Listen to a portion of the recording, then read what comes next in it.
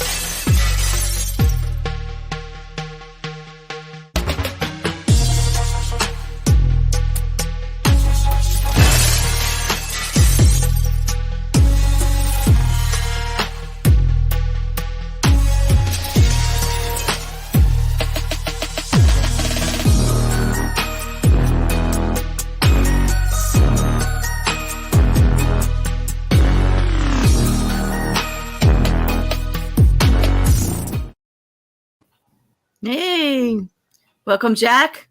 Welcome, everybody. Hello. Yeah, thanks for doing this, Jack. It's always nice but we haven't been together since Am I the Asshole, which was fun. That was fun too. But I'm happy you're here because you're a Brooker fan. You're a Brooker fan too. Oh yeah, big Brooker fan. Did you ever end up finding a copy of Dawn of the Dumb? I have it on order, actually. Yes. Oh, nice. I do.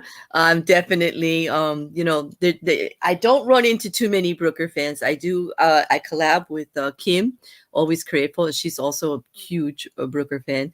And I've only met like 2 other people that are actually crazy about him, like I am, for his social messages that he does and how he just like hammers at something. Over and over again until we get the message. I mean, the whole Black Mirror series is like one big message,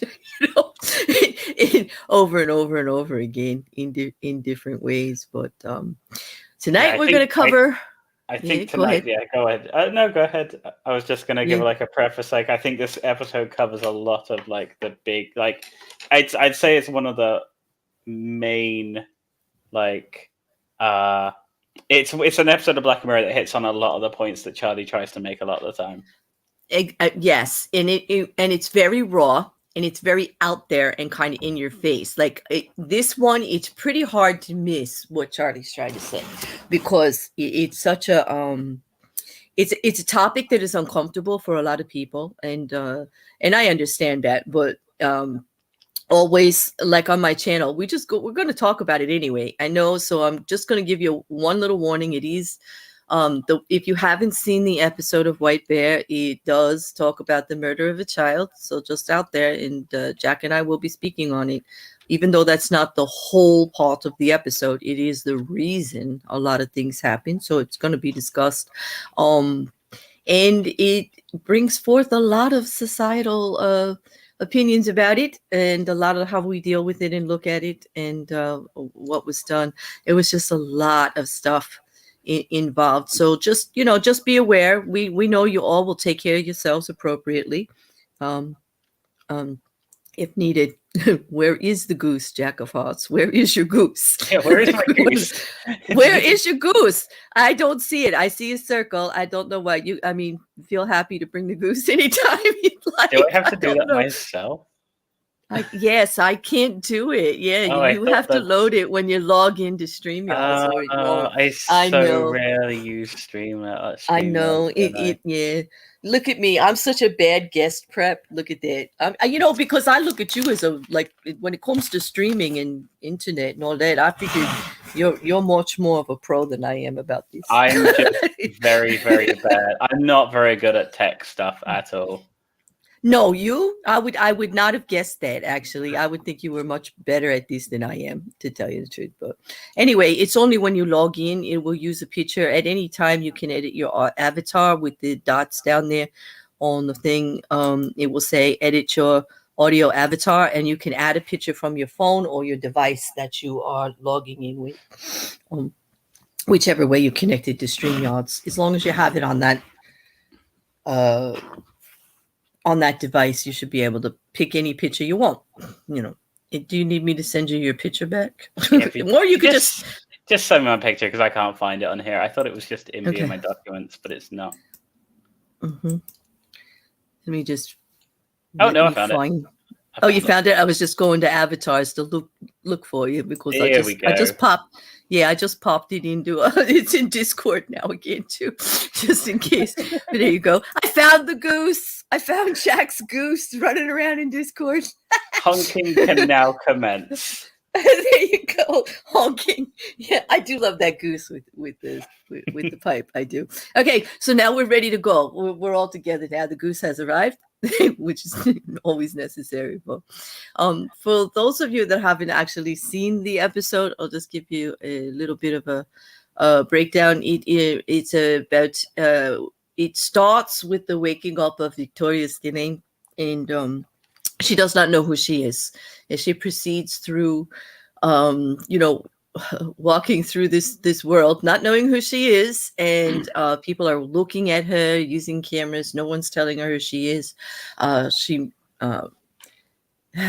someone decides to they're going to hunt her down with a gun. She still doesn't know what's going on, and it proceeds through a whole series of her trying to figure out what is happening to her while she doesn't know, and it through flashbacks her deeds have been exposed into, the actual deed that was done was her and her, I guess it was her fiance, had kidnapped a child, and the fiance had murdered the child, and she actually videoed it while he was doing it. And then, of course, they disposed of the body and then kept the information from the parents, and all of that is like put out there. And then we find out that this whole thing, right? I don't want to tell the ending yet until we get to the end. But basically, what Jack and I are going to talk about is like all that's happening up until then. And then we're going to go over the ending, right, Jack? Because the ending, we don't really want to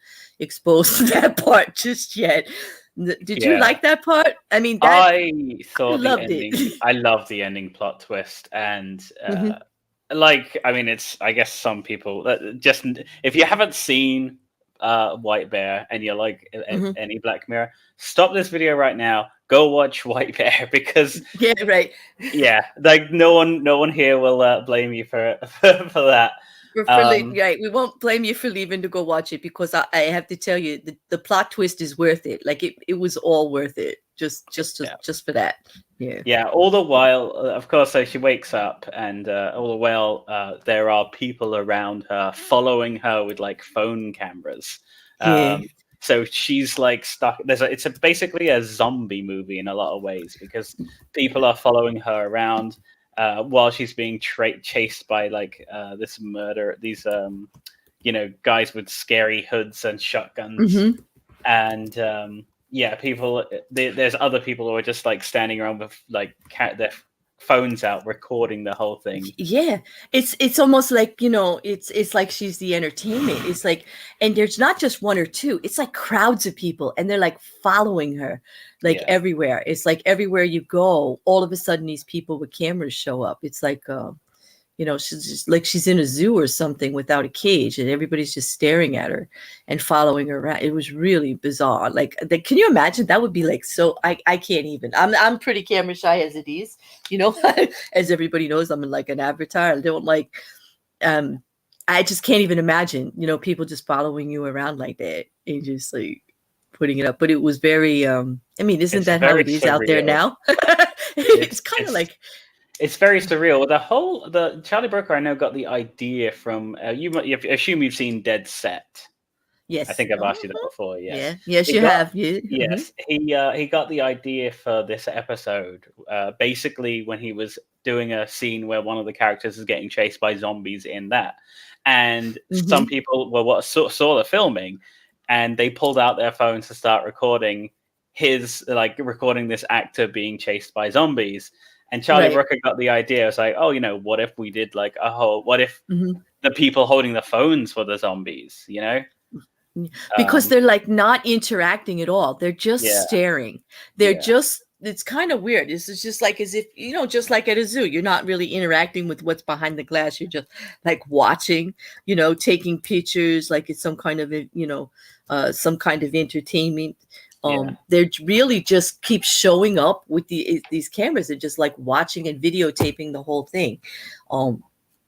And it kind of made a big statement to me about how things are there, like now how we detach ourselves a little bit, viewing everything through the lens of our cell phones anymore. Yeah, it's a bit of a truth in television kind of trope, because people will do that. You'll see, I mean, to be a bit topical about what's happening in Ukraine or Russia specifically, with protesters getting arrested. And you see this, you don't just see it in Russia, you see it anytime there's a protest, the police will come and arrest the protesters, and you'll see like 5 or 6 or 10 people with their phones out, not helping the situation at all, just recording, just being an observer.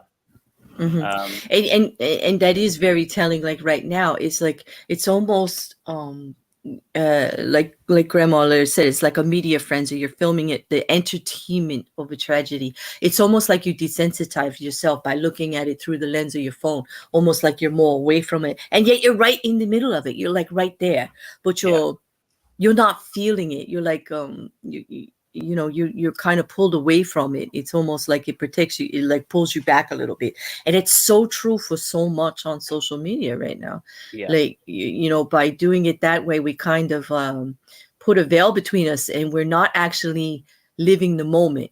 We're not in it. Like, it's kind of like when you go, like one of the most disturbing things I saw, and this was quite a few years ago actually, when I started to realize it's going to be a problem, is I went to like a live play, and you've got like the actors up there and they're giving their all and everything, and I noticed that like half of the audience was watching it through their cell phones instead of participating. And this was one of those kind of plays where they like talk to you and you've got to do interaction and everything like that. And it was an enjoyable experience. I really loved it. And yet half of the people I was looking around me were so detached from what was going on around them with the play that I don't think they actually experienced it the way the creator and the director and all the actors, wanted. And it was it was in a little tiny playhouse, so everything was up and personal, and they were so detached, and I don't think they actually experienced what these artists were putting out. And to me, that was like really, it bothered me.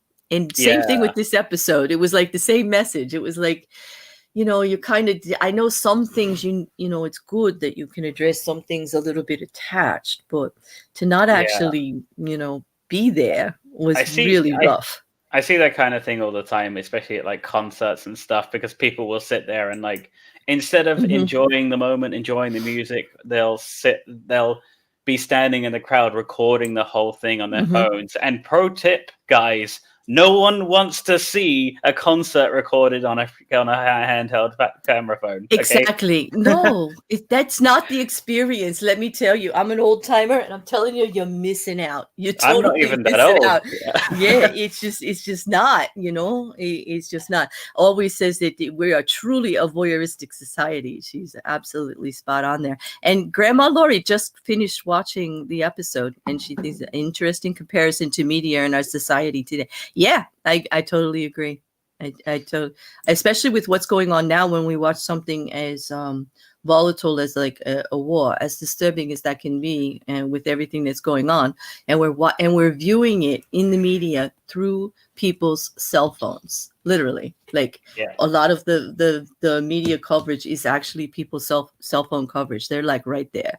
So I think that's one point. Yeah, that's one point in the episode where Charlie definitely hits like the nail on the head when it comes to social commentary. Like he's saying, he's telling you like this is what people are like, and he doesn't condone or condemn it. Well, I guess he does condemn it by the ending, doesn't he? I think he does actually condemn it by the ending.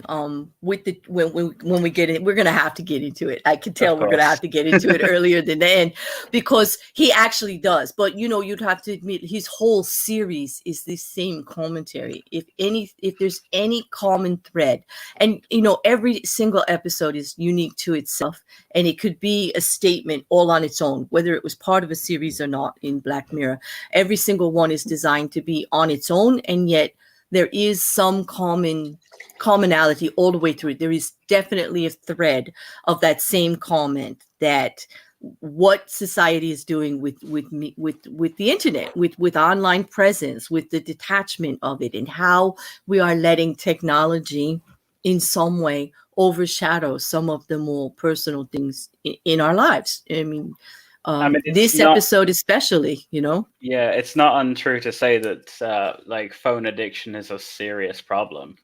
Oh yeah, oh gosh, in modern life, Mm-hmm. technology addiction in general,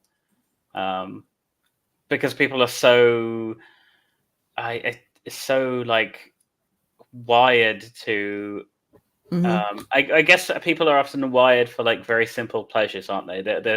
They seek out these simple pleasures, and phones give very easy access to that. Like they stimulate the parts of the mind like for that give like pleasures. Like when you see sparkly lights, it stimulates Yeah, the they like, do. pleasure centers of the brain, and phones can like give you that give you We- that button all the time. It's sometimes it's like and you see this as well in gaming circles where some people will game for so long and they'll sit there at their computers for days on end without sleep, without properly eating, and they'll have like heart attacks at age 25 because they don't take care of themselves because they're too addicted to their technology. It is very true. The screen technology, the light that emits from it does interact with our brains in a certain way. There are tons of studies about this already, and the addictive quality of even They started it with television. Remember, way back before we were online as much as we are now. They used to give us warning about how much television we consumed, how much of an easy fix it was for that.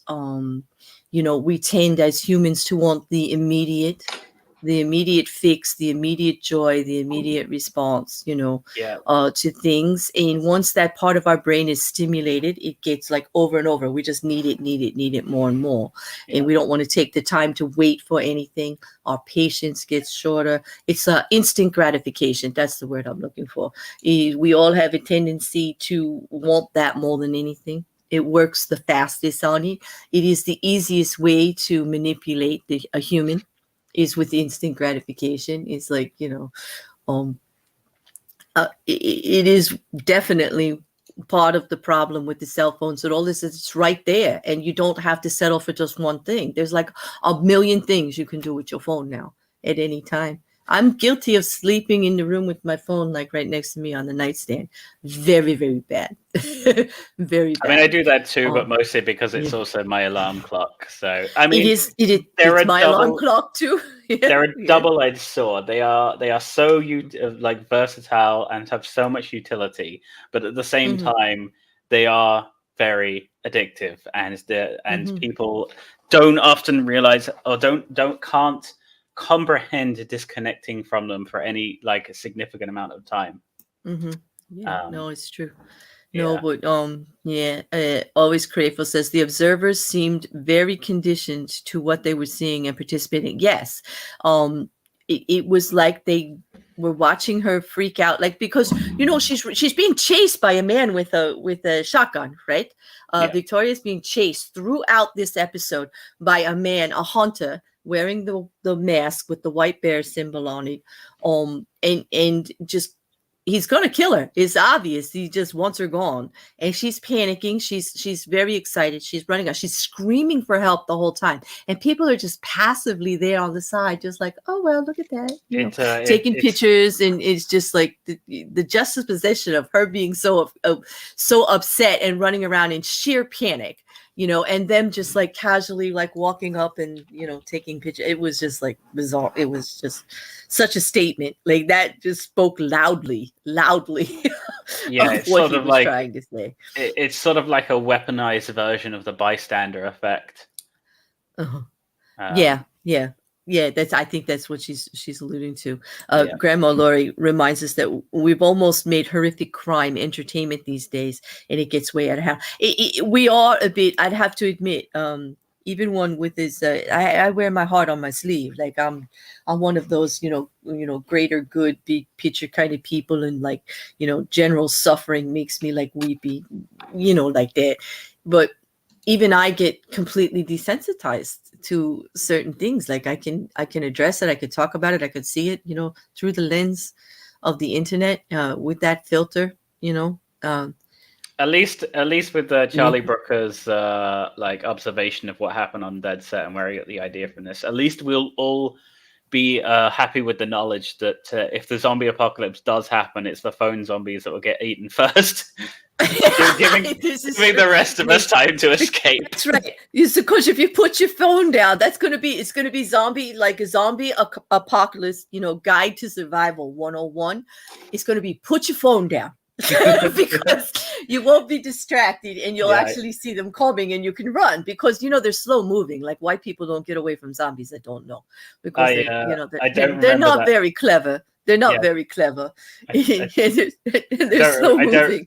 I don't remember that in the list of rules from Zombieland, but it really should be. What number one? Put your damn phone down so you can pay attention. And you got a better chance, because if you're looking at the zombie apocalypse through the phone, they're going to get you. They're going to sneak up behind you. They're going to get you. Take selfies with the zombies, Hey, guys, what's up? It's your boy here. My girlfriend's been zombified. Oh, my God. Ah! Oh, my God. There you go. There you go. You're now somebody's dinner. There you go. But anyway, no, really, that's going to be it, because, hey, then maybe we'll be paying attention, because that's the thing. We're no longer paying attention to anything around them if you're looking through the lens of your phone and doing that. You by definition cannot get a full view of the world if you're looking through a tiny screen. No, this is true. That's that's a perfect statement, because you are actually limiting what you're taking in. You're limiting your actual how you feel and your exposure to everything around you at the time. You are just not living 100%. Let me just tell you that. It's like, how they tell you to be present. Yeah. Yeah, it's not seeing the forest for the trees. You Exactly. spend too much time looking at the trees, you miss the forest. Mm-hmm. This is totally it. How they tell us we really need to know that you're truly living and to actually experience it. You have to be 100% present, in the moment in your life, in what you're doing. Try to they tell you all those little sayings, like give 100%, be there. Recognize. All of that, and it speaks loudly in this episode that Charlie did, because no one there is doing it. No one there is doing it except for the Victoria, who is everything's happening to her, and she's actually living it. She's the one sweating and running and screaming and living it.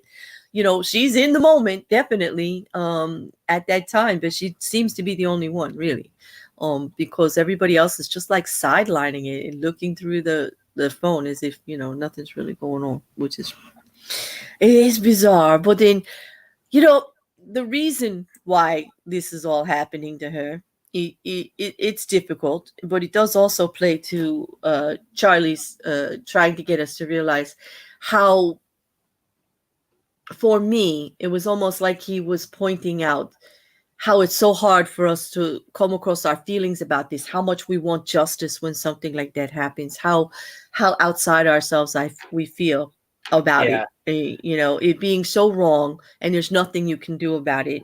And the other definite main message of this episode, I felt, was him demonizing demonizing reaction justice or revenge justice and yes, the vigilantes, reaction justice, emotional justice, all of it. It's such a hard topic. It's like if you had a crime happen, go back 500 years and they found someone murdered, and then some stranger comes to the village and something bad happens, and suddenly everyone in the village is like, oh, it must have been the new stranger. Let's all go the mob justice. That's what I'm thinking of. It's it's definitely anti-mob justice and anti revenge. Reactionary revenge. Yeah, it is. Once we get into the rest of what happened, because as this man is hunting her, she runs across she runs across the couple that appear to be know what's going on, but not. They don't have cell phones in their hand. clear distinction here. They are present in the situation with Victoria because they do not have cell phones in their hand. So they actually talk to her, and they become together, and it looks like they're kind of helping her like get away from this hunter guy. And they go through all of the motions, right? And they're helping her. She's running. I just woke up in the hospital. I don't know what's happening. It's Yeah.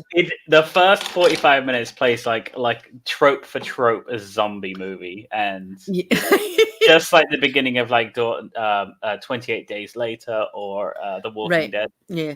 It's just like we don't know what's going on, and it's like everybody's helping each other get away from somebody. That's all you know, is that there's somebody chasing somebody. You don't know why, you don't know what's going on, but like this life or death situation the whole time. But it appears that this couple is helping her. And the girl is and they get locked up in a convenience store.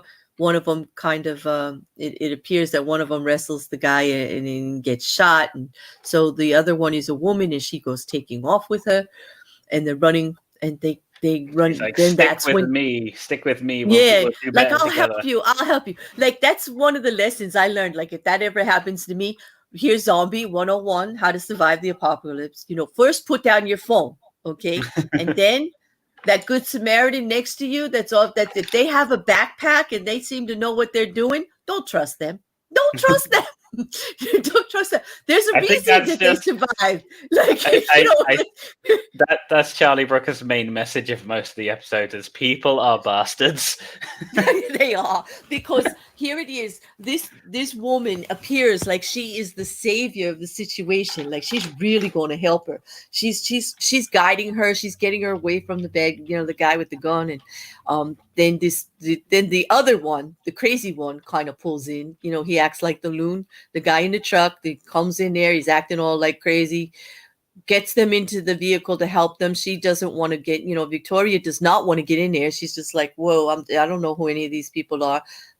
Of course, the Good Samaritan woman, she just like throws her in there anyway. Get in there. And they go driving off. Yeah, they go driving off. And there's all these people in masks. It's kind of like you said, like 28 Days. And it's kind of, reminded me of the Purge, with the masks and the tasers and people using like kitchen implements for tools. Like the one woman with the mask is chasing everybody with an electric carving knife. The electric carving knife always makes me laugh. It's just like, do you have a battery pack for that? I know, exactly. I'm trying to figure out how it hit the phone, and I didn't even catch it. It was one of those things, like, the episode is rather disturbing, but then, you know me, I can't help it. If I see something just a little odd, I got a little bit of a giggle when she hit the car with it and I could hear it go off. And I'm like, how did he get it to do that? That's usually plugged in. I don't know of any battery operated carving knives like that. Like, I guess they make them in the UK only. Yeah, or they just, the sound guy added the effect, just because it was there, because I can't imagine it was really going off. But it did make me giggle a little. Like, I just look at that like, okay, that's something, a little different, with that. But yeah. It was, and it always brings a very good cut. Baxter, which is the crazy man's name. Thank you, always, because she's so good.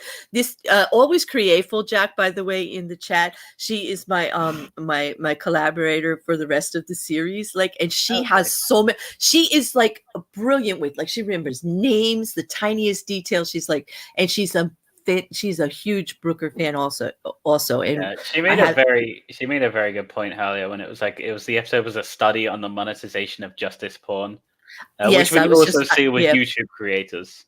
Yeah, I was going to pull that up when we got to actually showing the justice part after here, because it was absolutely spot on, and she always is. I mean, that's I love working with her. But she said Baxter seemed to have a strange hate for Victoria, even claiming that he had never met her, because they're talking amongst themselves, in the vehicle, and she's like, "I know you," and he's like, "Where do you know me from? Where do you know?" And being very aggressive, and he's talking all crazy. But he immediately, you could tell he just didn't like her. Why is he saving her when he's like looking at her like he would rather toss her out of the vehicle? It's definitely one of those episodes that benefits from a second watching. Like, you watch it once and you're like, whoa, and then you watch it again because there are so many things, subtle things like that you will miss. Yes. Because you don't know the twist.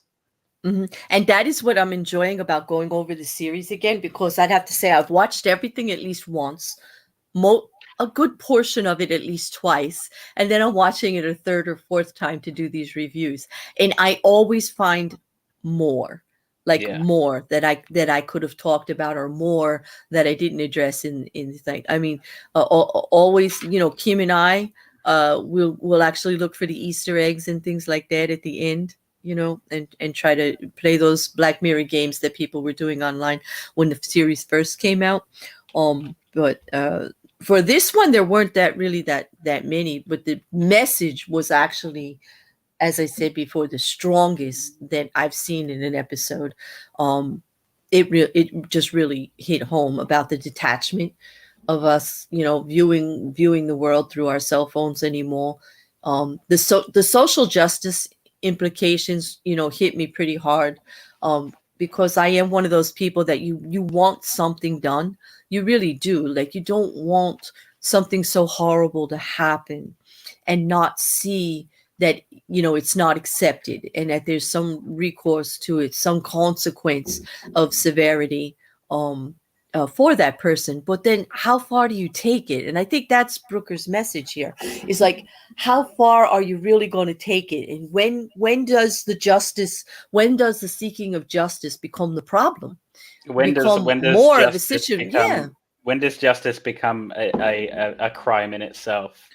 Exactly. And I think that's what was going on here, because as we go through, of course, this man Baxter appears to be helping them, Good Samaritan, who I forget her name. I really should look that back up. But the Good Samaritan young lady and Victoria and Baxter are on the vehicle, and they're driving, and then they get to the woods, right? And he gets them out of the vehicle, and then he surprises them with a rifle, just like the guy who's chasing him, and starts walking them, captive through the woods. And you realize that he's not a good guy. He might be a bad guy, at least against Victoria. But at this point, you're trying to figure out who's the good guys and who's the bad guys, because Victoria is still, you're getting flashbacks. So something has happened. She's getting flashbacks of the little girl. She's getting flashbacks of her fiance. Little snippets are coming, and she gets uncomfortable every time she sees a flashback of the little girl. And you remember that when she first woke up in the chair, the first thing, she walks around the living room and she sees a picture of her and her fiance and the little girl. And she actually takes that picture with her. She has it with her in her pocket this whole time that she's being chased by oh, thank you, Kim, always pulling it out. Jem is the girl. Jem, yeah? Yep. Okay. All right. So Jem is the Good Samaritan girl. In so Victoria has the picture all the time with her, and it's like she's getting these flashbacks. So you kind of have the idea that something happened, and you're not so sure that Victoria is a good guy or a bad guy. You just know she's being chased, and that right now there are people after her. This guy obviously has a gun to both of their backs, walking them through the woods. So you're thinking, well, maybe he's the bad guy, And you get to the scene in the middle of the woods where it looks like people have been crucified, right, Jack? They're all like a lot of like ritualistic like killings, and he's obviously one of the hunt. It makes it clear that he's one of the hunters as well. He's just not wearing a mask and being so blatant about it. Right, and he has a shotgun, luring people in for his dark purposes.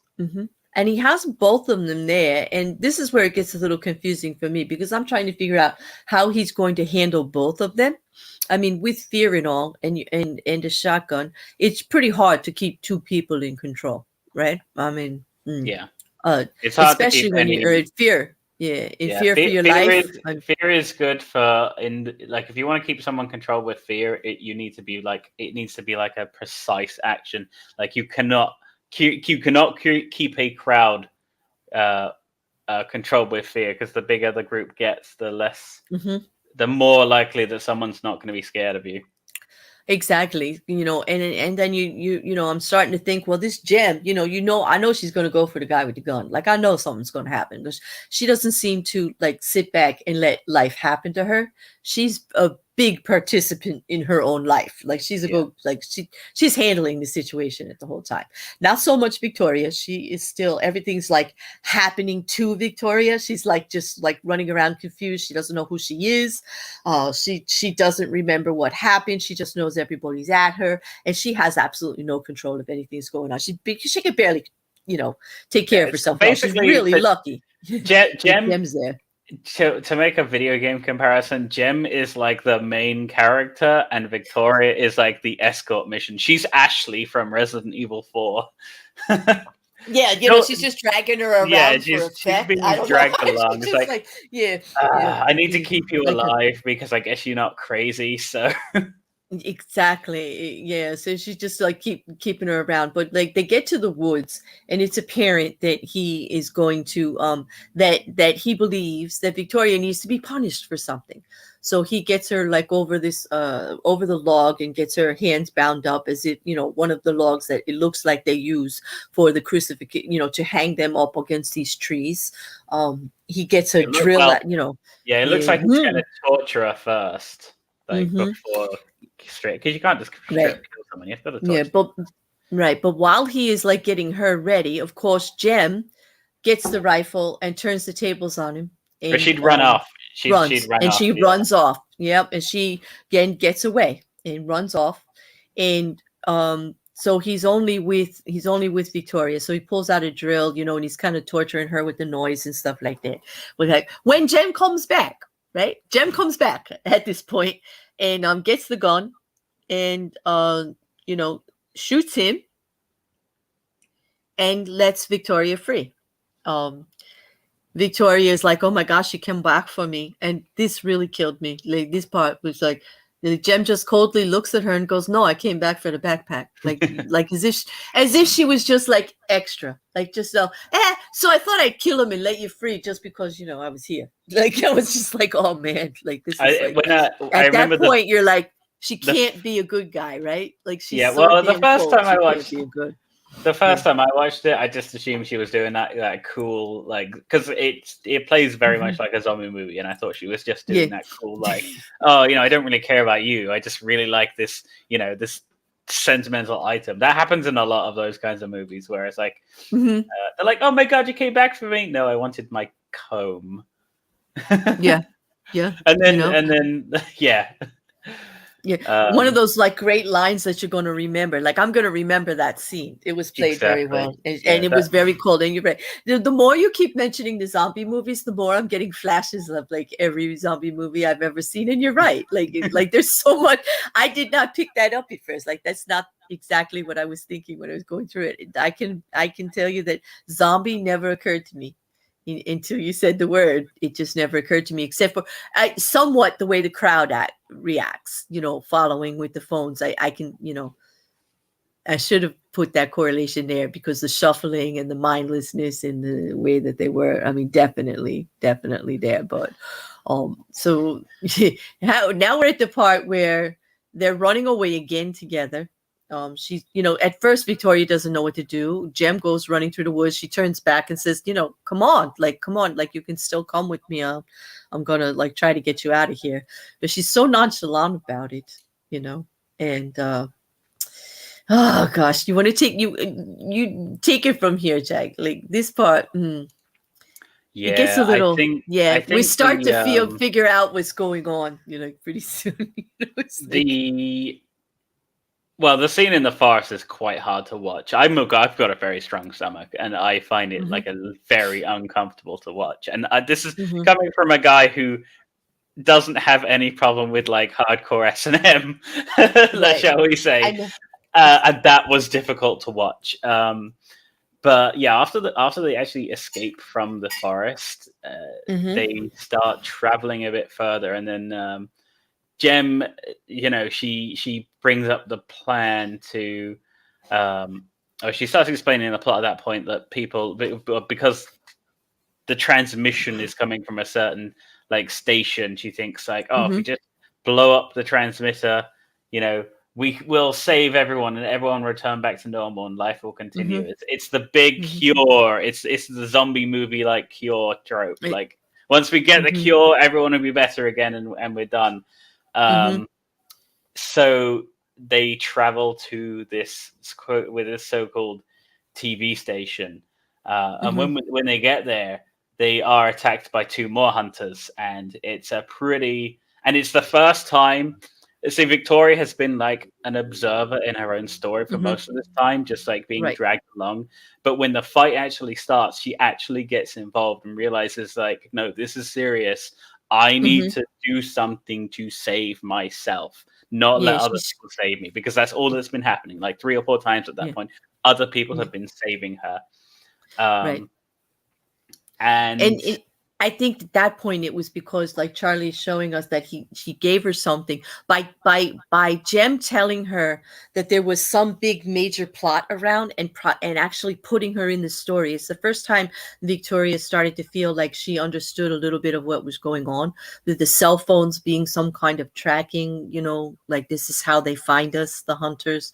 It's all connected together. The cell phones with the people and with everybody after you, and giving her some kind of something to hold on to that kind of related to her, because she sees the symbolism. When she first woke up, she saw the symbol on the TV.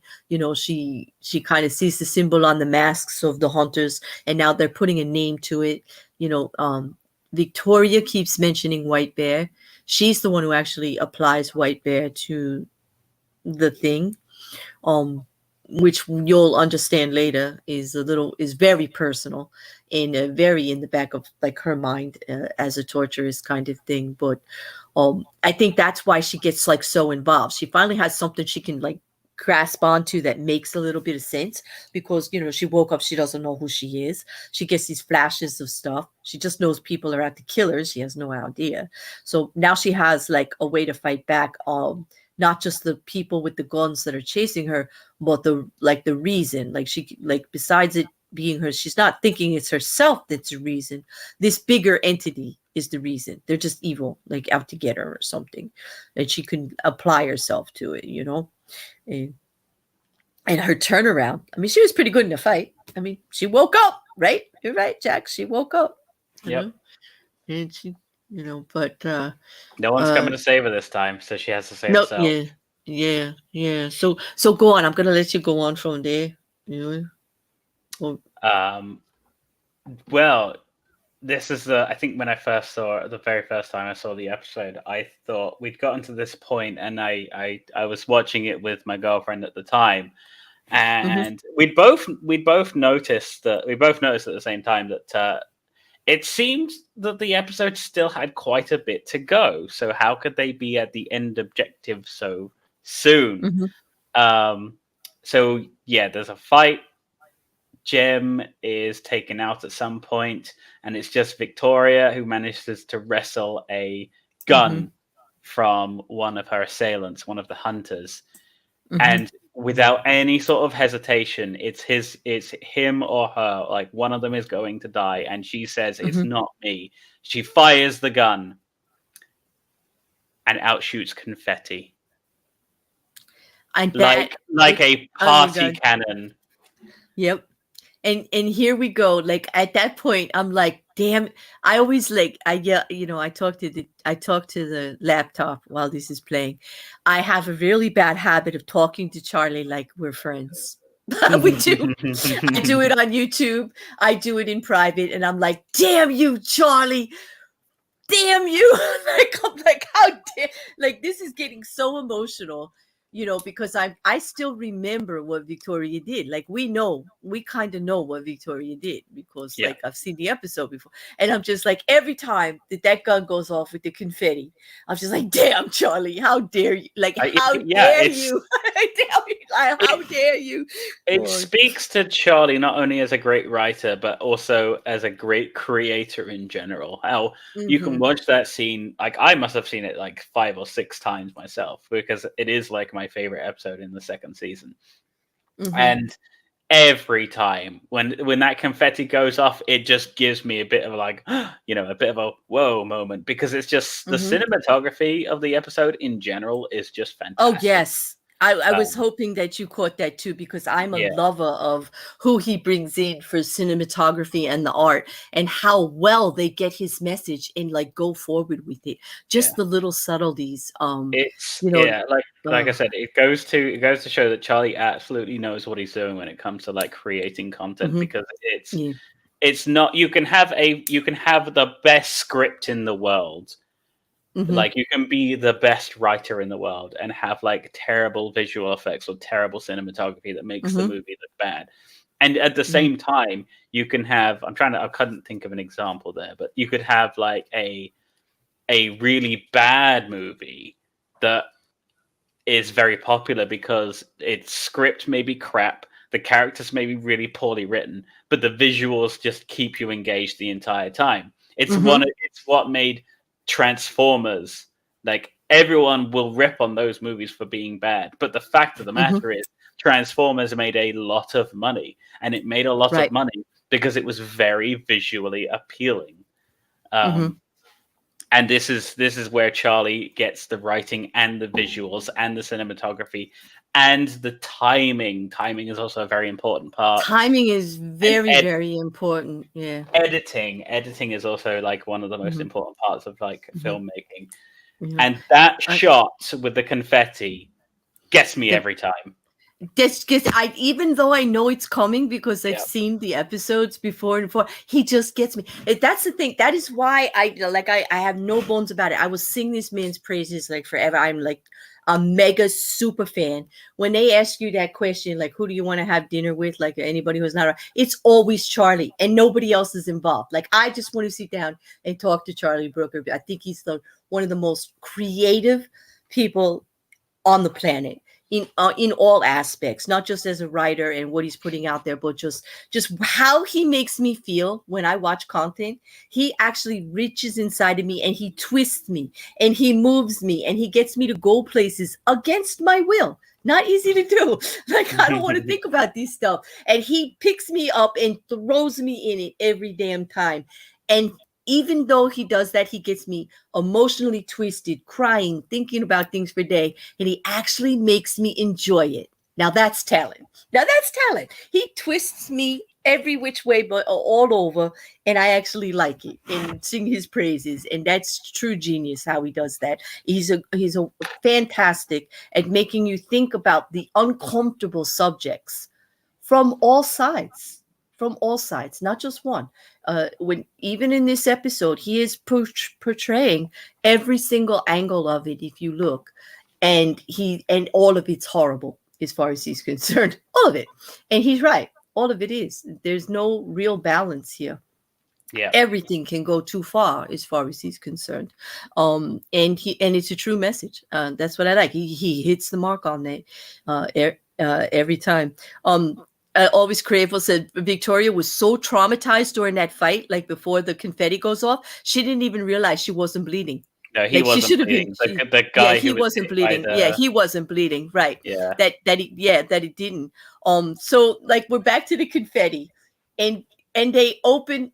Here's what happens: like the shotguns goes off, confetti comes out, and you hear the curtains open, and you hear applause. Like and then my first thought was like, is this a game show? Did they I was literally thinking it was reality TV but in game show form, and I was like, okay, so what, did they wipe her memories and this is just like a game that she has to ride through, and then it starts explaining why she's there. Do you want me to continue? No, go ahead. No, you can continue because you're really good and you're really good with it. I want you to just you love him as much as I do, so go ahead. Give it to him. So I'm enjoying this. you hear this applause, and suddenly this wall that looks like a wall starts spinning, and then you see this audience, and you see all of the people who are on their phones, the mindless zombies, the bystanders who were recording everything and not taking part in the event, all clapping and cheering. And then we reveal who Victoria is. She was not the boyfriend and the girl in the picture. That was not her daughter, but in fact, a poor little girl who her boyfriend and she had kidnapped, tortured, and murdered. And this is her punishment. She is literally in hell, having to live through the trauma of having her memories erased, and then going through this, and then the reveal that she is the bad guy, and this is her punishment. And everything that happened today, or the trauma that she went through, was justice, was vindication for the horrible things that her and her boyfriend did. She is she is put in like a glass box. She is strapped to a chair and made to go through a crowd of people who are all hissing and booing and throwing stuff at her as the realization hits of who she is and what she did. Yes. And she's now realizing what she did, because this is the first time she hears the whole story, remember? Yeah. She's only getting flashbacks. She kind of has an idea.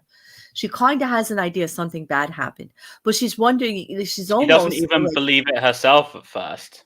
Yeah, she kind of almost like with the flashbacks is sickly believing that she's related to the child and something happened, and she's kind of feeling like, oh my, what happened to this child? Oh my God, that must have been like, so she's not realizing she may have been the culprit, like she may be responsible.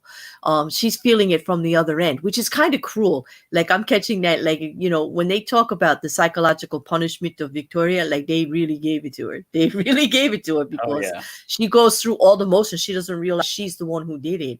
And then finds out at the end, like she's actually the one who caused the demise. Well, the demise, but actually, she didn't. The way they tell the story is that she's not the one who killed the child, but she stood by and watched it through her phone. She was complicit in the crime. Yep. But and was videotaping it, because the judge's statement was like, you were like the worst of the worst because you just stood there and videotaped the whole thing through your phone. Like, it was. At that point, some people who are not so familiar with a history of UK might realize that the crime that was committed, the abduction and torture of a child by a couple, is something that happened. It's based on something called the Moors murders, which happened in the 60s, I believe. Yeah, the 60s.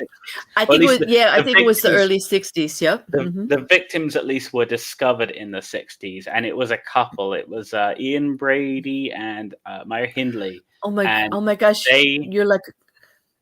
What? How do you pull that out? Like, I can't remember those names. Okay, like I know what you're talking about, but I can't remember the names. But I know the rules.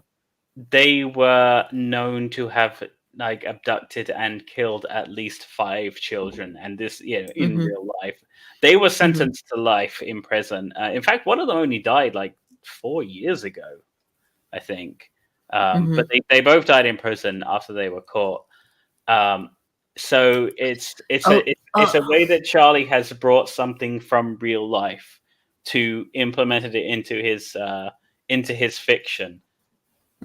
Because some people might watch the episode and be like, oh, who's gonna kidnap and murder a child? Who would actually do that? And that does happen, because, as I might have mentioned earlier, one of Charlie's messages is people are bastards. Yeah, they are. You know, Charlie proved, like I said, that I say shitty, instead of bastards. But that's Charlie's message to me all the time. People are shitty, and I agree with them. People can be really, really, really shitty, and always brings up, Kim brings up, always grateful is Kim, my co-collaborator. Oh, she brings up a good point. Like, would we have less sympathy for Victoria had we known about the crime in the beginning? Probably. I think we would have been like, yeah, get her. Like, it's, I think that is the mentality that everyone would have, because it's such a salacious crime. It's terrible what happened. Think you have, right? I think you have less sympathy for her, but this is where like a second rewatch comes in really handy, because you can notice the other subtle things that are on camera that Charlie's put in there to make you more, it's where a second viewing becomes very handy, because you see things that you didn't see before. As the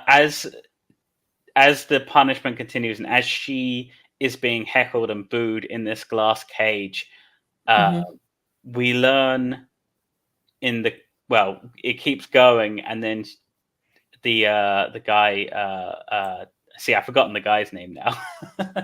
Baxter. It came to me.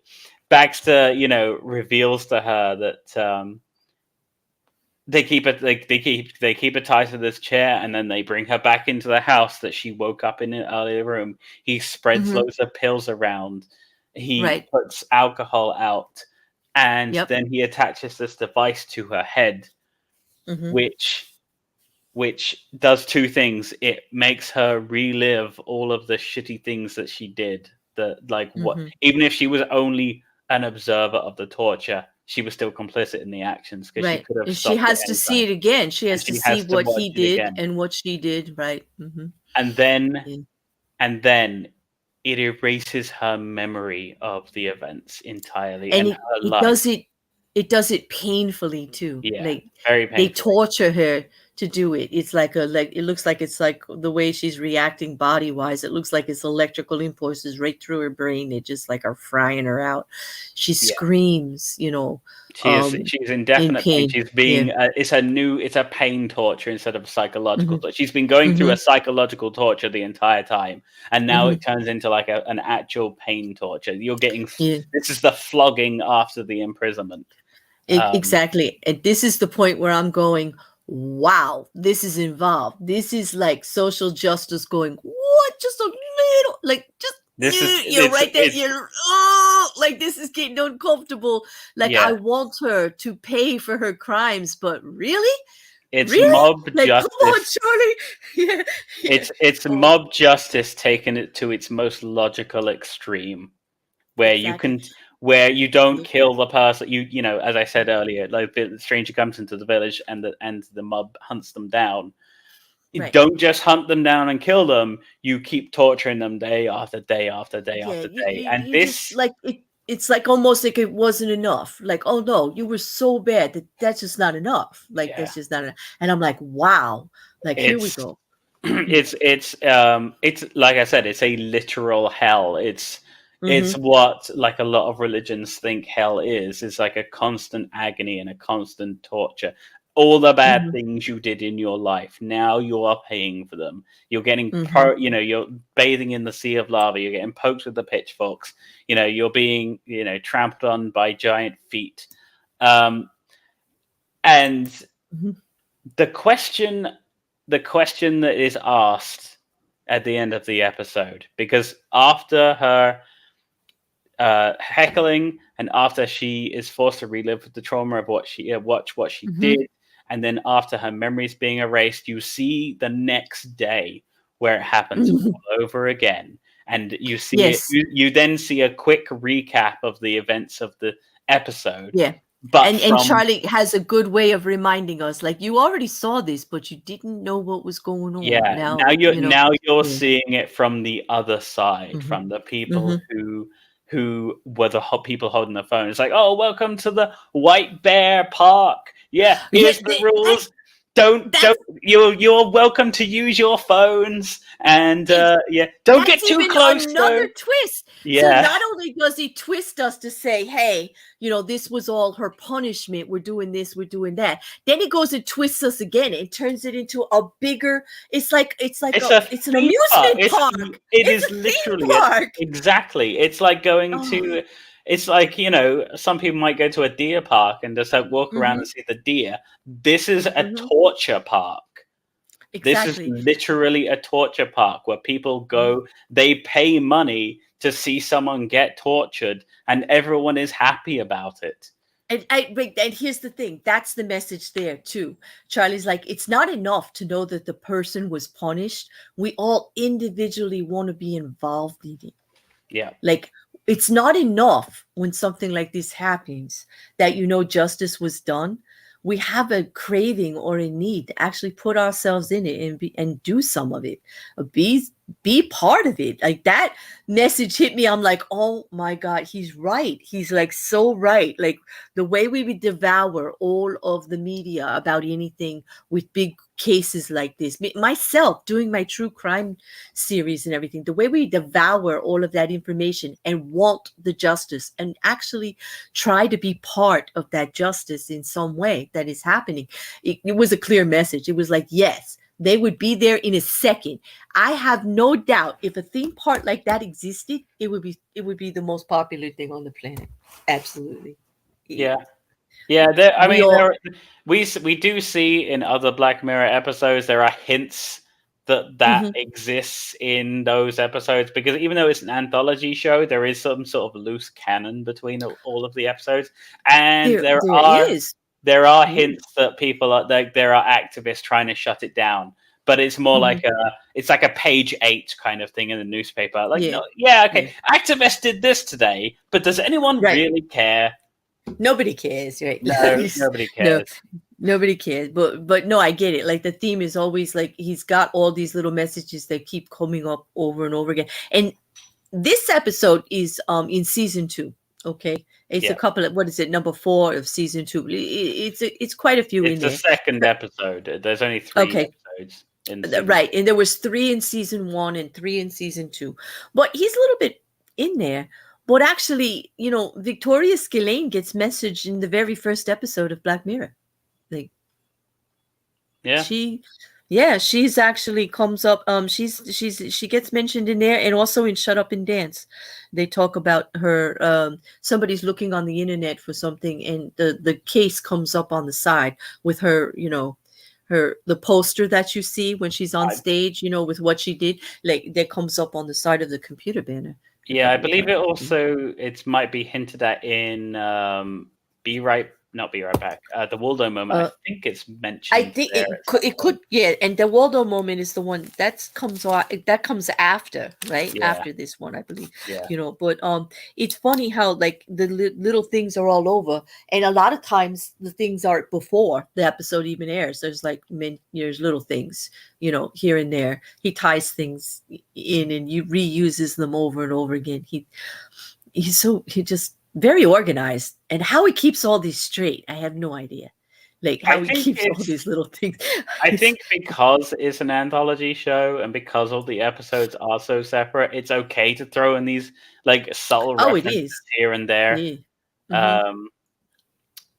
No, White Christmas. It's also mentioned in White Christmas. Which is another one of my favorite episodes.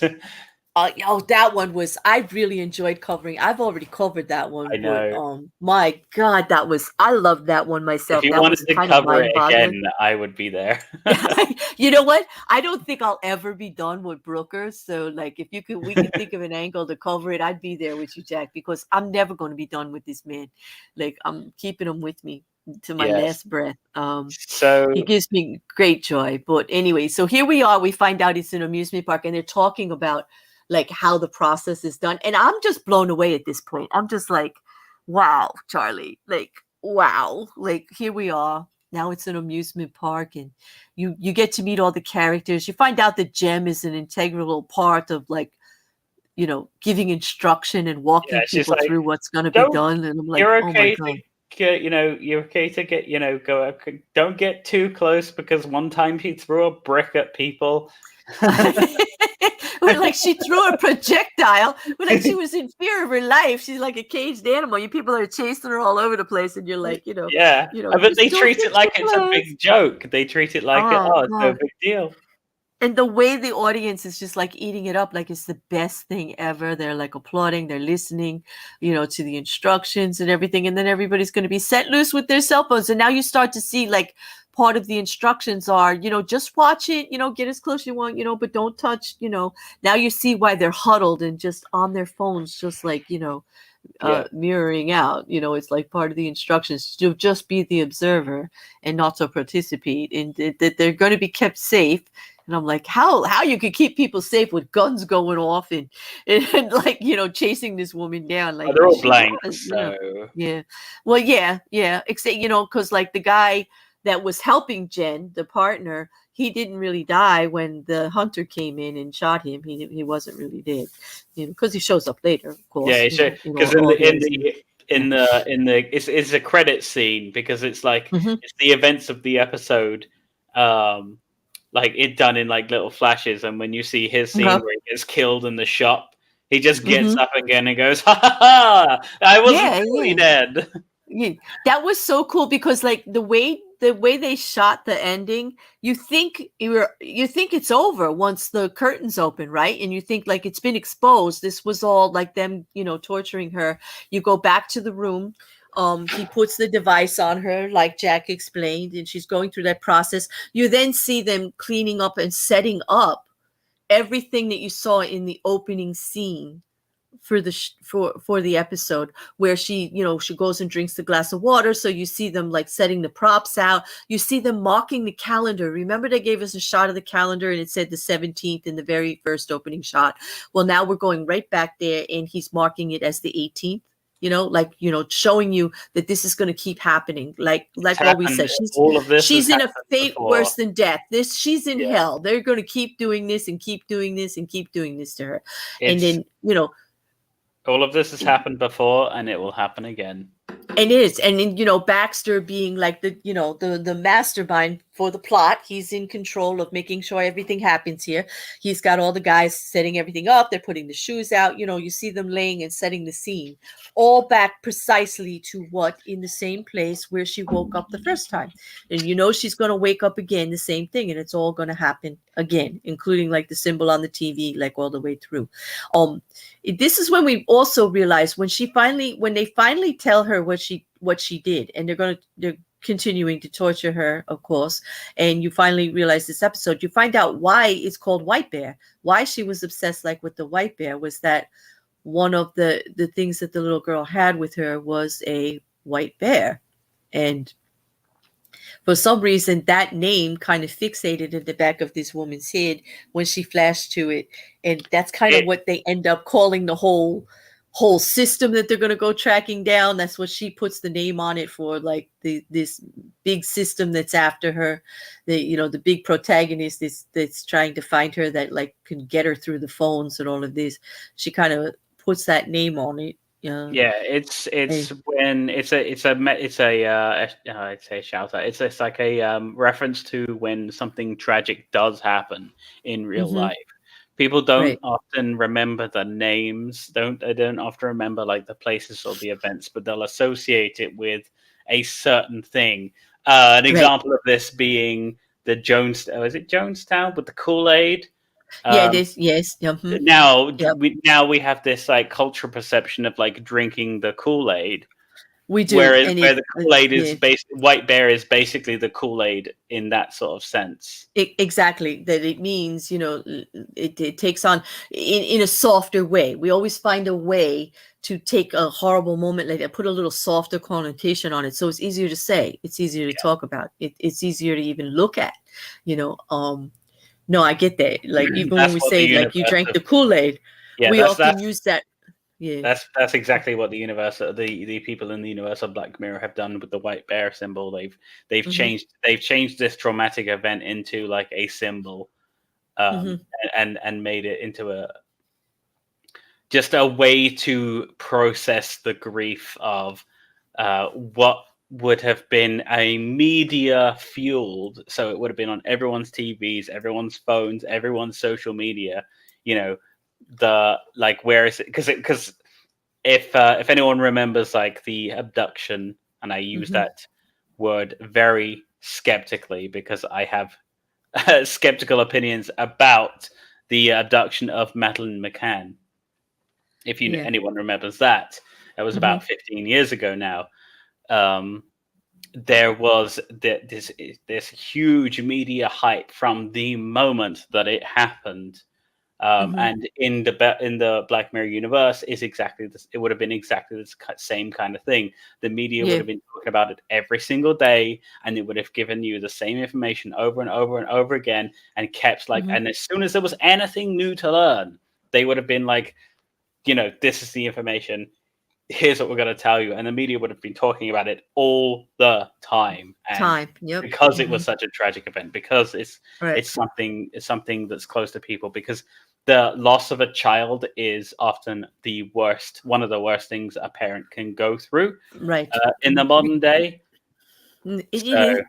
Absolutely. And it is because of the innocence of children, and they are not, so young in your life and everything, and innocence. And it is human nature. It's built in us to want to take care of the vulnerable, the younger, the growing, whether you have children or not. The average person, whether you want children in your life, whether you're of the age to have children or too old, whatever, you still can relate to that. It's like in our human nature. It's built in there as a survivor thing. We're to take care of them. So to have something horrible happen, we all react to it. Everybody reacts to it, and almost as viscerally strong. You don't have to be a parent to react that strongly to what happens to a child that way. It's just wrong on so many levels. It just really reacts to us almost instinctively.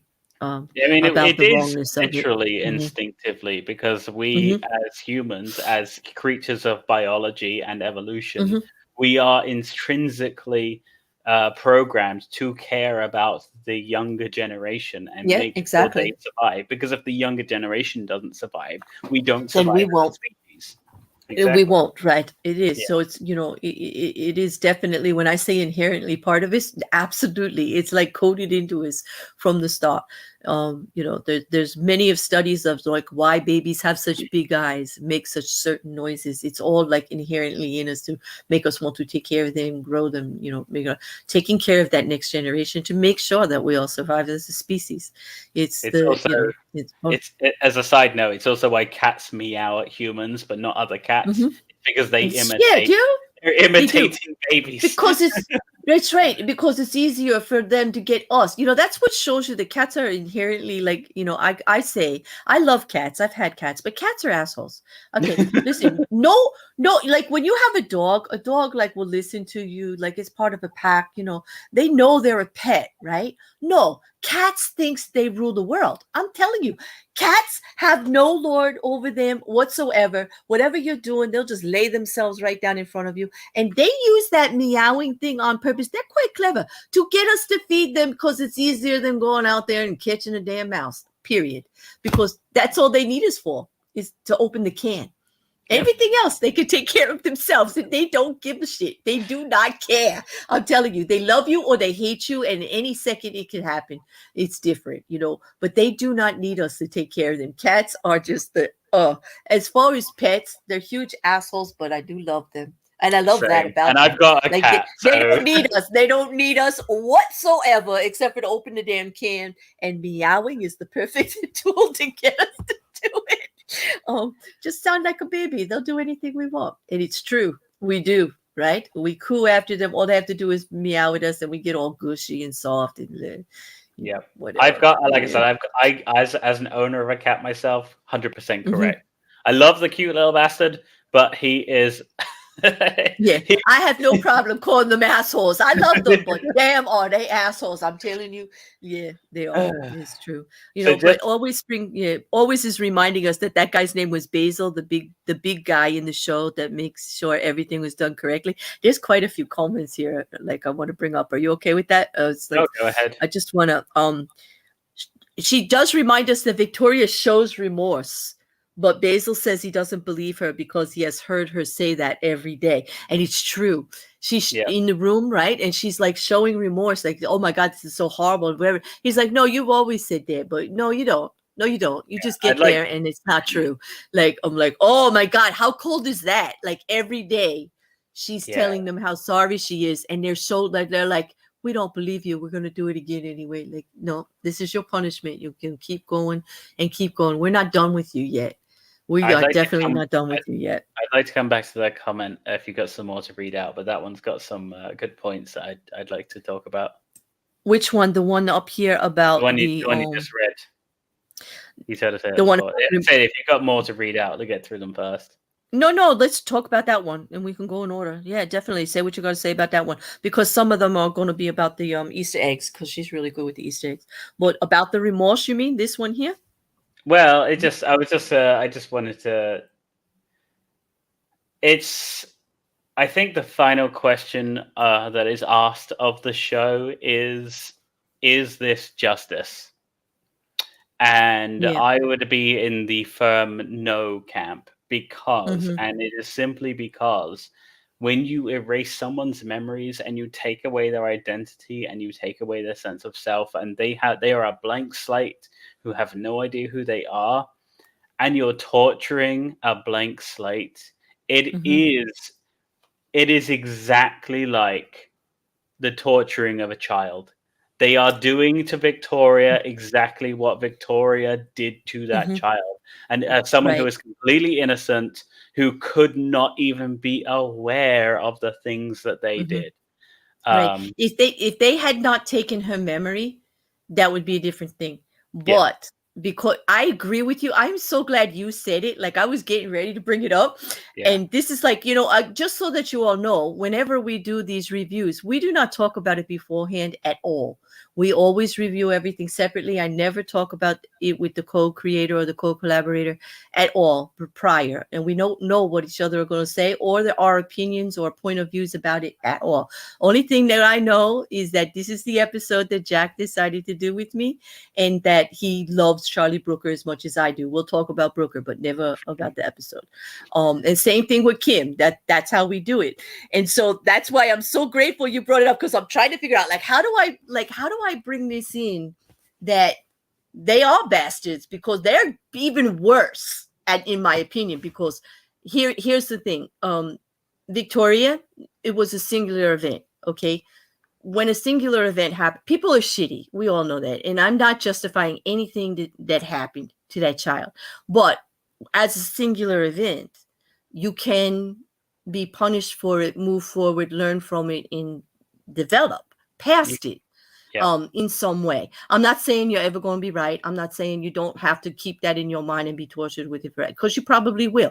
It was so bad that you should have guilt and regret and all of that. And you should be somewhat tortured with it by yourself, let alone everybody else. You yourself, with your moral fortitude and everything that you have inside you, if you have any of it, should be doing that to yourself on a regular basis. But you've got the ability to grow from that and learn from that because it was a singular event. What they are doing over and over and over again, they are getting pleasure in torturing her to the same extent that she tortured that child. You're right. They took her memory. They brought her down to that vulnerable state where she doesn't know what's going on. She has no control. Okay. None whatsoever. She has no consciousness of anything that she did. Okay. They are forcing the innocence of youth onto someone and then doing it over and over and over again. And I'm wondering if that is actually,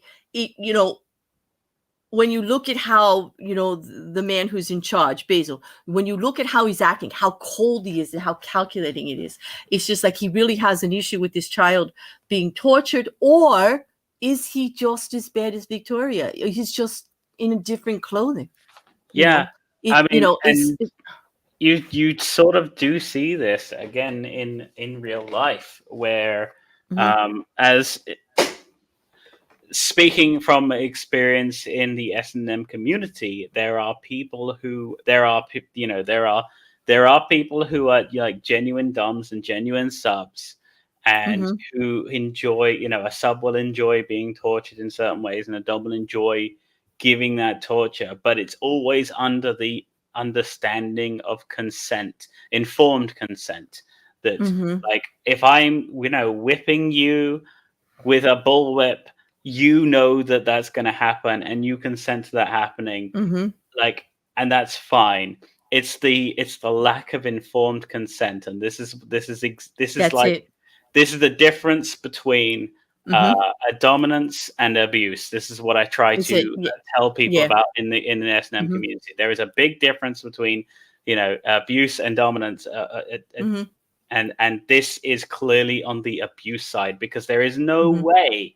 There is no way that Victoria could even consent to anything that's going on, and there is no way that and sorry, and Baxter is a very classic Mm-hmm. abuser in an He is. S&M. It's an He S, is. in an Yeah. S&M sense. There are people Mm-hmm. who are just there are submissives who get with people who are just abusers and not Mm-hmm. dominant.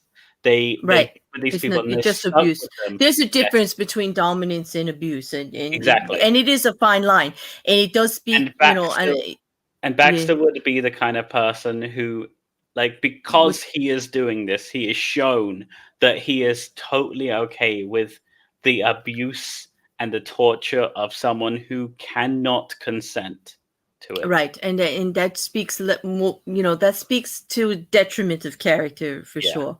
and When it you actually cross that line in anything, I mean, and it also shows how people it's can convince themselves they're doing the right thing because of an issue, yeah, and that's even a it's broader yeah, topic it's a that broader topic that everywhere. let's not go Yeah. into. But it Jem and Baxter, um, they are they know exactly what they're doing, and they are Mm-hmm. happily to do it again and again and again. And this is where I Mm-hmm. said, like, it's one of those episodes that you need to rewatch. Like, Mm-hmm. if you watch it once, you need to rewatch it again after, because it Yeah. turns out, because you go from, like, Baxter, Jem being a protagonist, to Jem being the antagonist. You know Right. she's the bad guy. You know Right. what You know. she's doing. She's doing this for. Yep, she's a willing participant and actually moving it on and doing her best to make sure it all Exactly. comes out perfectly and instructing Exactly. others how to get involved in it. Like she's Be- really into the message of torturing this person over and Yeah, over, and she's bought it. Like and she definitely wants to see it happen. Yeah. the way that it's structured is absolutely brilliant, and goes back to the brilliance of Mm-hmm. Charlie's writing style. Is that Mm-hmm. Baxter is an allegory, or an XP for Mm-hmm. Victoria's boyfriend, and Jem Exactly. is the Mm-hmm. new Victoria. She didn't Exactly. torture Victoria anyway. She didn't do anything Victoria, but she But held she her held. hand and she Mm-hmm. said, "Come along with me. You'll be safe with me," just like what Yes. Victoria did to the child. See, you get that. Like this is the thing. The parallels to the two were striking, and that happened to me not the first time I watched it, not even the second time I watched it, but the third time I watched it. I'm like, Yeah, damn, they are doing the exact. It's almost like they're replaying the crime, only yeah. in a more palpable way, and they're It's playing it out to everyone else in the world and getting them to sign off on it. And that was what really disturbed me because yeah. It's you know it's most what of you these crimes happen in the dark, so to speak. They're yeah. not being like promoted out there. They're not like with cell phone. Like, yes, she took pictures of the crime, whatever, but it was just the two of them. There wasn't a big crowd, and they weren't like selling tickets to it and stuff like that.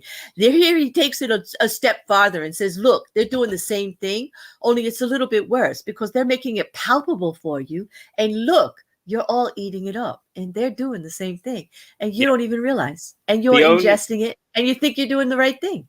And Like, literally, the only difference is that the child was a child and a Victoria is an adult. The right. age of the victims is the only thing.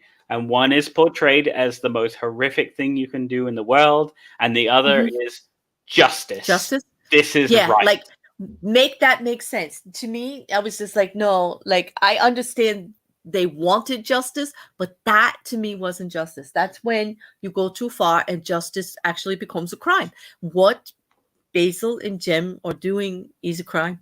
The way I look at it. I mean, I know I'll probably get some flack for that, but no, what they're doing is a crime because they're Oh, taking it someone, like definitely you is. said, with absolutely no consent and no knowledge and all of this. And it is part of the punishment, but they feel justified because after all, there's a system that said this person's to be punished and you're okay to punish them this way. It's a system that's been put into place by people like us, you know, the average, you know, you would think that, you know, in a society, it was all of us that put that system in place. And it's totally acceptable, and they've turned it into a theme park. Yep. You know, they've turned the justice of these type of crimes into some type of theme park, which says, you know, loudly something really wrong with a system that works that way. Like to sensationalize it so it shows how desensitized we are to the subject. Yeah, it's also overall a message about the nature of the human condition and how we allow our emotions to override logic all the time. And that's not a new message. That's been going, you know, people have been saying that for hundreds of years. Right. But yeah, we do definitely live in we live in a human society, and humans by nature live on emotion. And most of our thoughts and most of our actions are guided not by logical thinking, but by emotion. But right, by at least triggered that way, right? Yes, triggered by the reaction of the time, and they can be very, very strong. And I'm, you know, as autistic as I am, I'm still not, unguilty, if that's a word, of doing the exact same thing. My emotions will override my logic many times. I think that emotion is actually the trigger often for where we go. Even when we do engage our critical thinking and all of that, we are almost always emotionally triggered to the subject, period. Like you have to have that kind of connection, autistic or not. It actually, I don't know about you, but when they say that you may not be as emotional, you know, or what, I find that to be false with my own grandchildren. He is actually more emotional about certain things, and more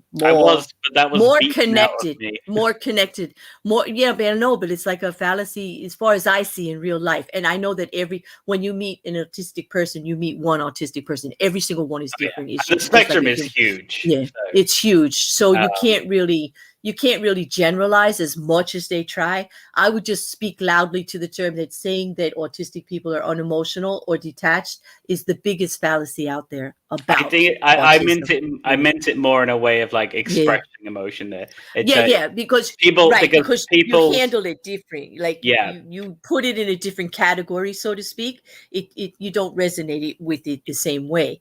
It doesn't mean it doesn't exist. I can be in a situation that is emotionally traumatic and not react in the same way that a neurotypical might react emotionally.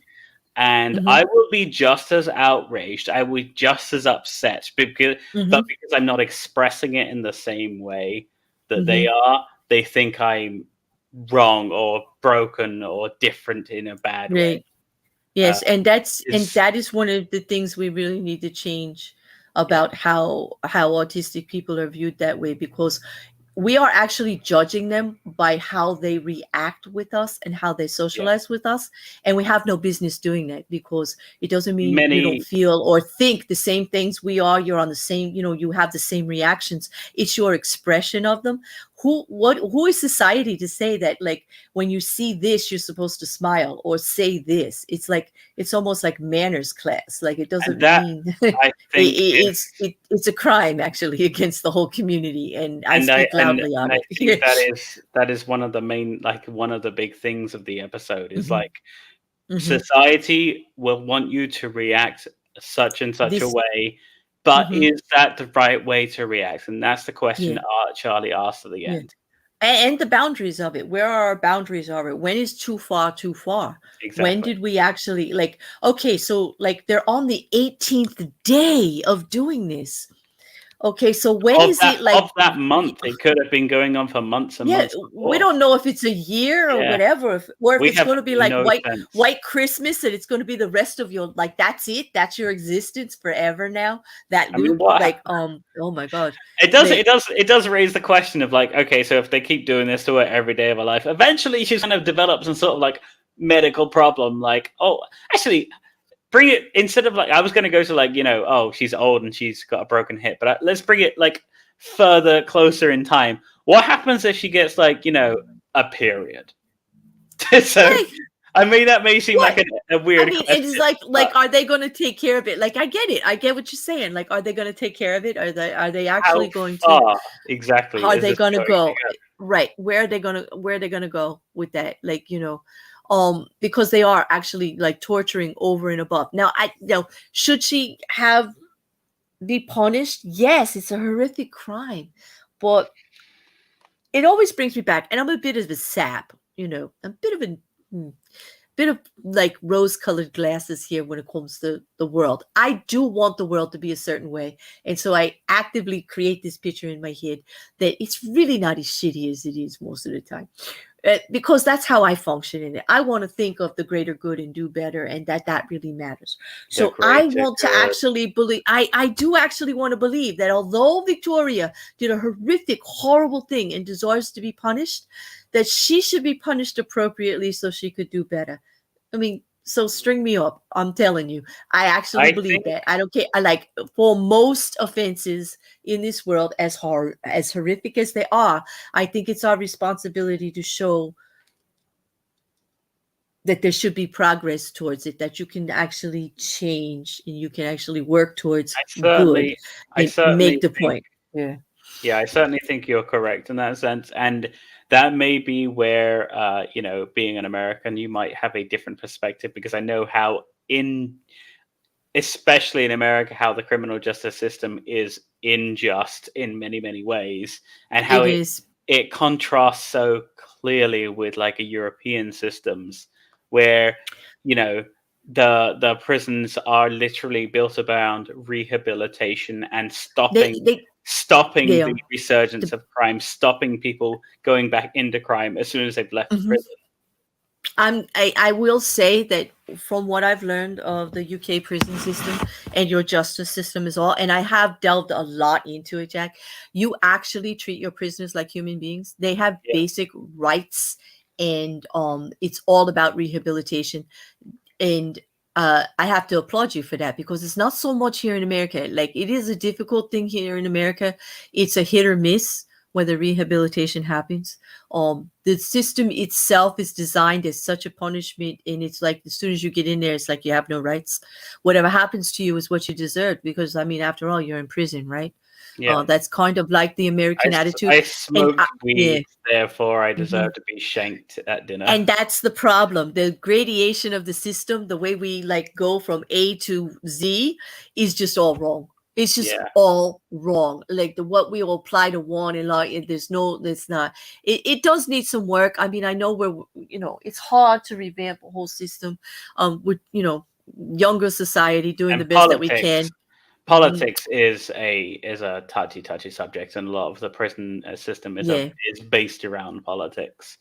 So we should not get into that right now. I just want to. I know. It's like way too much. Yeah, to bring it back, because I could keep talking for hours. If I know we will. We could be here. You're like Kim. If I had Kim up here too, like we'd never. This would be a 24-hour stream. I'm telling you. Yeah. With Brooker 24/7. This is why I picked White Bear in particular, because it asks so many questions, and it leaves it all to interpretation by the viewer. And this is, I think, what my favorite thing about Charlie is. He does not talk down to people. There are many content creators, writers who will talk as if the audience is stupid. Charlie does not. Charlie speaks very plainly. He speaks with an he gives his message in an intelligent way, and he leaves questions like moral and philosophical questions open to the interpreter, to the watcher. Yeah, this is the genius behind Brooker. He leaves it up to us to get there, and then he lets us question afterwards. Like he Yeah. gives us plenty to chew on if you want to, but he doesn't force you to. If you didn't even get all the moral implications of this episode, it would still be a great episode. You would still feel like you went on a ride. It would still be entertaining. You would still probably say he's an excellent creator. Whether you delve into it or not, with all the little things he puts in there, he leaves it up to you. He's kind of like telling you without telling you, because he wants you to get there. That's part of the process. He wants you to want to get there and go farther. I find out that that's what Charlie does to me. That's why I love him so much. He keeps me involved. I could watch these episodes over and over again because he lets me engage with them how I want and go as far as I want, and even and take it even farther. Like there's so much there you can add to it, whether he means to or not. That's the brilliance. Like sometimes I'm wondering, did he really mean me to go there with this? Like, is this what he's telling me as a creator, or is he just giving me the stepping stone to get there as somebody who is consuming his content in an intelligent manner and looking for these answers and messages on my own, you know? And this episode especially, I find, like, let's face it, none of the questions he asks are new, but No. he finds a very, very creative way to ask the question in a different way, and in a way that that only his like imagination could have put forward. He's got Exactly. It's his. We're viewing the world through his lens, and his lens is quite unique, and that's one thing I definitely enjoy. Yeah. And again, Kim reminds us that the Easter eggs were very small in here, but that's one I missed. And you always do that, Kim. Thank you. In the USS Callister episode, I forgot that they did name it Scalene. They named it. They did. They absolutely went ahead and named it What's the name? Scalene. Oh, hold on. I just saw I the missed comment. that. Yeah, I totally missed that. This is, she gets these. Yeah, the planet Scalene. Remember, the planet was called Scalene that they landed on, the USS Callister. I can't believe it. How did I Where miss they that? betrayed the captain. Yeah, Exactly. It was called Scalene. There you go. Oh, that's brilliant. I didn't even notice that on myself. Kim, and I didn't even see that in any article, and I missed it totally. It wasn't in any article. It's not any. I must have viewed like 5 different Easter egg articles today and yesterday, trying to find some, because I was like drawing a blank. The only thing I could tell you is that symbol does come up a lot. That symbol that they use for White Bear is in White Christmas. We saw it there. I know you remember that. It was in Playtest also, off to the side on one of the boxes. Fun episode too. And of course it's in Bandersnatch. It's in Bandersnatch too. So but with that, there are such great comments here. As Grandma said, I don't know if I read this, so I'm going to read it again. Is it media or a part of human nature that becomes desensitized? Remember the Colosseums for entertainment, becoming involved in the decisions of life and death? Yes, been ongoing. And it's kind of, when they start doing that, it's a theme park and they start showing us. And you remember, this is at the end. And Charlie also very cleverly, you think the credits are rolling and he's throwing this at you as it's going on. Like, oh yeah, we're not done yet. Look at this. And I'm what? I must say, I think it's both of those things, because part of human nature means adapting to pain. Exactly. Imagine a child getting spanked for the first time. It's probably the worst thing they've ever felt. But if they get spanked for the 10th time, probably doesn't hurt as bad, does it? So it's not only human nature that desensitizes us to pain, but the media feeding us this pain desensitizes it. It uses our natural instincts to desensitize ourselves. Exactly. Yeah. Rodin says, this episode was such a twilight zony, with the initial sympathy for the main character, then a reveal that changes your perception of the previous event. Yes, exactly. And often I will see comparisons to Charlie Brooker episodes for these Black Mirror episodes to episodes of the Twilight Zone, and how things like that have been presented, because I get that feel often too when I watch it. That, originally Twilight Zone was one of the first things I watched that did that subtle twisting and making you think the way that Brooker is. And I bet you Brooker was a Twilight Zone fan. I bet you. Oh yeah, most definitely. Yeah, I'm sure most definitely he watched that and gets a lot of things. Always Crayful reminds us here that what they are doing to her is the equivalency of trauma assault. Absolutely, they are just doing it over. It is a torture, and it's very much akin to what happened to that child, which is why I'm kind of like offended by it in the end. I can't really go with the justice people at this end because I really do feel they've gone too far. And it's kind of the story is be careful what you're fighting against, you become it. You know how they always have that warning, like be careful. Those who fight be careful. Those who fight monsters must be careful not to become monsters themselves. Exactly, the monsters. Those who stare into the void must be careful because eventually the void will start to stare back. Exactly, you don't want to become. To paraphrase Nietzsche. Yeah, and Nietzsche will say, and he will say, don't be standing next to evil. Don't think that you can hold evil and turn it into something else. There's a good chance that you'll become evil yourself. And it's like a fair warning that there has to be those boundaries. There has to be that balance all the time. And if it goes off even a little bit, you get situations like this where the extreme becomes the normal, and it's just not right. It's just not right when the extreme becomes the normal this way. They took it like way too far. Christola says that her favorite movies are the ones that you can watch a million times and notice more and more each. And that's how these are. All the Black Mirror episodes, I like that. This whole series.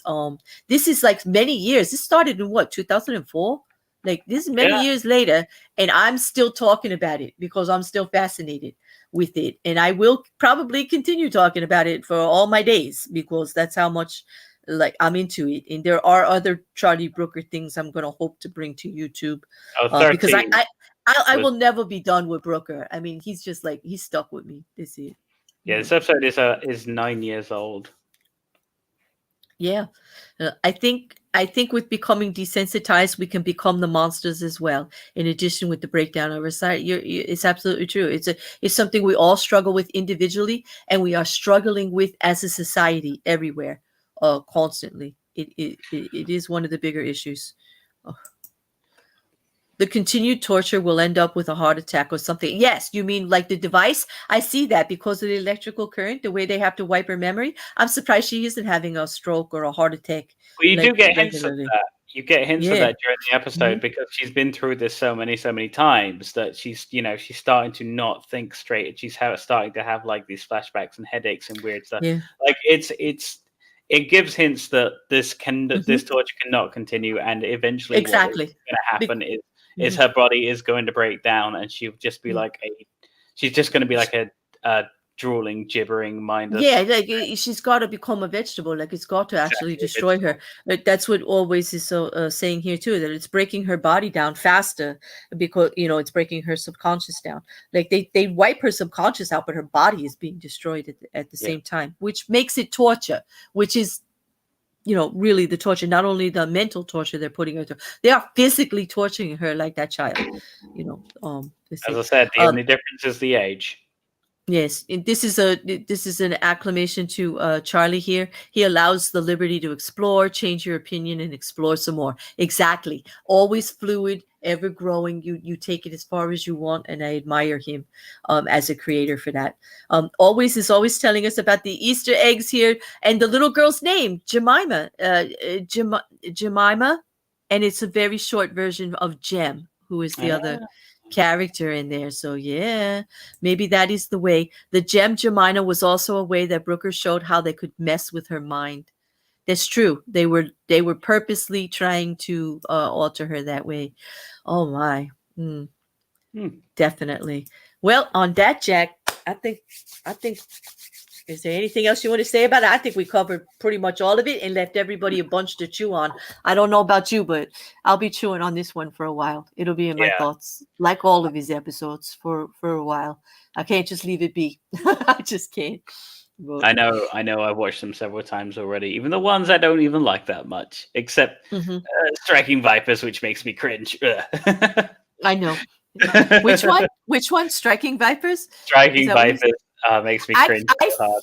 It makes you cringe so hard. I'm fast. Yeah. I want that technology. I want that VR technology like now. That is actually, that one twisted me, Jack. I have to admit, it's changed my whole view on things. Like, I want the bubble. Like, I want to live there. I'm sorry. All right, I'll see you in the VR game anytime, baby. Listen, I got a list. It's dangerous. You got to hear the things I want to do. It's like really wild. It's very, very bad. I'm into many weird things. I'm down. Okay. That is a different show. We have to bring that to Friday nights. We're not going to talk about that here on Black Mirror. But anyway, thank you all for being here. Thank you, Grandma Lori. Have a great, great night. I appreciate everybody who stayed to hang out. These are always great conversations. For all of you listening later on YouTube and over at the Reddit where they pick up some of this, and in the Discord that I'll post the links for you later. Please come and comment on it and tell me what you like or you don't like about our style of reviewing it, because I want it to be enjoyable for you, because you are Brooker fans and I want to do them justice. I like Charlie, you know. I want it to be a good experience for everybody. But Jack, you made this very pleasant for me. I talk about Brooker with you anytime. You know, maybe I'm thinking maybe you, me, and Kim should do something. Maybe you should look at the episodes and get Kim up here. I think you'd be fascinated with her take. I've watched a few of your episodes, a few of your reviews already. I'd love to join you. That'll be fantastic. Yeah, I'm sure. And if Kim's with you too, like, you know, maybe we can all just take a look at them, see what's up. We're going to finish the series. I think we have 10 or 11 of them left to do and more projects. But Brooker fans, we need to unite in a good way. Take over YouTube. But anyway, on that, thank you again, Jack. Thank you, everybody in chat. Thank you, Kim. I love that you're here. You contributing, even not being up here like always. Just absolutely your love of Brooker with me. We're just so bonded with it. I'm really so pleased that you're here to help with it. And can't wait until Sunday. Kim and I will be doing #1 episode, Jack. We're doing National Anthem. We're going to bite the bullet. We're doing it. Oh, yeah, that's going to be fun. Yeah, I hope you can come join us in chat. It'll be interesting to see what you say. That was the very first one. It was the most controversial, although some people say it really isn't anymore, because after you get through the whole Brooker series, you kind of, well, that happened. Yeah, that happened. But as an opening out of the gate, he sure did make a splash. I'll tell you that. So hopefully we'll see you all on Sunday at 9:00 for that. And in the meantime, everybody have a good night. See you somewhere on Friday. That's my busy day. So I'll see you around the YouTube streets, everybody. Thanks again, Jack. Always a pleasure. I could talk to you about this all day, but we got to go, dude. We got to go. Everybody have a great night. Thank you very much for having me, Claire. It was a pleasure. I do love talking about Black Mirror, and this was great fun. I've got to go anyway because it's like 2 a.m. here at work. And I know it is. Go to sleep, but maybe I'll make it a little more palpable time for you next time. We'll try to work something out. Thank you for your time, everybody. You Brooker fans, enjoy, and we'll see you later. Thanks again, Good night, guys. everybody.